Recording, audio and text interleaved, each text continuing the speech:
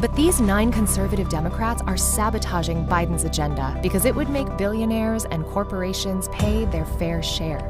The fight between 9 conservative Democrats and the Congressional Progressive Caucus may be coming to an end, as a new report claims that one side is caving just as a new slew of ads hit their districts.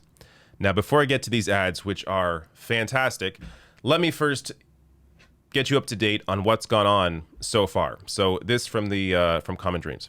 In a letter to Pelosi, Democratic Representatives Josh Gottheimer of New Jersey, Carolyn Bourdeaux of Georgia, Philemon Vela of Texas, Henry Cuellar of Texas, Ed Case of Hawaii, Kurt Schrader of Oregon, Jared Golden of Maine, Vicente Gonzalez of Texas, and Jim Costa of California warned that they, quote, will not consider voting for a budget resolution until the Bipartisan Infrastructure Investment and Jobs Act passes the House and is signed into law. On August 10th, just days before Gottheimer's group sent its letter, the nearly 100-member Congressional Progressive Caucus announced that a majority of respondents to an internal survey said they would be willing to withhold their votes for the bipartisan legislation until the Senate also passes a reconciliation bill, a move that's not expected until next month. So you have here 2 different bills. The bipartisan infrastructure bill is supported by the corporate wing of both parties, and then you have the budget reconciliation bill that is the progressive piece of legislation that was put together by Bernie Sanders, has real investments into people. Let me give you some examples here, including an extension of the child tax benefit, universal pre-K, paid family medical leave, tuition-free community college, lower prescription drug costs, dental, hearing, vision, Medicare expansion, housing, home care, major climate money, immigration, lower Medicare age, Obamacare expansion, taxing the rich, taxing corporations, among other provisions here. So this is the one that you want passed. This is what the Progressive Caucus is trying to get passed first, because they want to ensure this passes before they agree to passing the bipartisan infrastructure bill, which is largely a corporate giveaway. So that's the fight that's going on right now. Well, as I said in my video when I covered this fight, the beginning of it 2 weeks ago, I said the progressives should just call their bluff. Just keep pushing to pass this budget reconciliation bill and see what these conservative Democrats end up doing. Well, it turns out they are now caving. No, not progressives.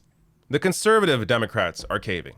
For once, this is actually beginning to work out in the favor of not just progressive politicians, but the public as a whole. So this from David Dayen. The Prospect has learned that several of the 9 conservative House Democrats who insisted to Nancy Pelosi that they would not vote for a budget resolution without a vote on the bipartisan infrastructure package first have flipped. There are no longer 9 Democratic holdouts. Now, I'll give you a caveat here. David Dayen does follow up saying, I would add that the situation is very malleable and fluid, and there's ways to go here. So this fight is not over yet, but we are beginning to see some internal pressure there on these moderate Dems or conservative Dems. They're beginning to cave. Meanwhile, at the same time, you have this ad going out. So Justice Dems shared this on Twitter saying, new progressives, working families, Indivisible Team, Sunrise Movement, and Organize for Justice launch 6-figure ad buy targeting 9 obstructionist Democrats blocking Biden infrastructure deal. So I'm going to play one version of this, but they have 9 of these for each conservative Democrat that is holding up the passage of this budget reconciliation. Joe Biden promised he would build back better, and his infrastructure plan does exactly that, fixing our roads and bridges, making historic investments in clean energy, education, and broadband, expanding Medicare and childcare. But these 9 conservative Democrats are sabotaging Biden's agenda because it would make billionaires and corporations pay their fair share. Tell Representative Cuellar, stop obstructing President Biden and start working for the American people. All right. So that was just, again, one of 9. I showed you the Henry Cuellar one because he is currently facing a primary challenge from Jessica Cisneros, who ran against him last time, almost beat him, came within, I think, 3 points, and now is running again to defeat him. And I think this time she has a much better chance, as her name has been out there now for a while. But there's 9 different versions of this, all in each of the districts, targeting these conservative Democrats. And they're beginning to feel the pressure. So I think that's why you're seeing some of them cave. They're seeing this fight continue, and understanding the numbers here. You know, I think more than half of the Progressive Caucus is for passing the budget resolution or a reconciliation bill first. And we're talking about 50 members there. So 50 versus 9.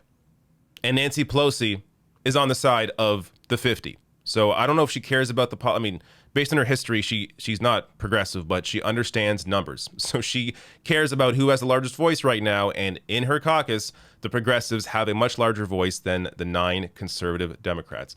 A little more on that from Common Dreams. Pelosi, for her part, has said for weeks that the bipartisan measure and the reconciliation package, which Democrats plan to pass without any Republican support, must move at the same time in order to ensure the passage of both, a position that progressive lawmakers and outside advocacy groups have endorsed. The House is expected to begin the process of approving the budget resolution on Monday, which is today. Passage of the measure would set in motion the process of converting top-line spending figures into legislative text, a likely contentious effort that progressive lawmakers hope will yield historic investments in climate action, healthcare, affordable housing, and more. So right now, the momentum is with the side of these progressive lawmakers. Now, of course, as David Dayen said, that could change. It's fluid. Who knows what may happen? But so far, it's a good sign when you see these conservatives begin to cave, and you have these massive ad buys targeting these Congress people in their districts. This is how you apply pressure and eventually get what you want, and potentially here have a real victory for the people in the country.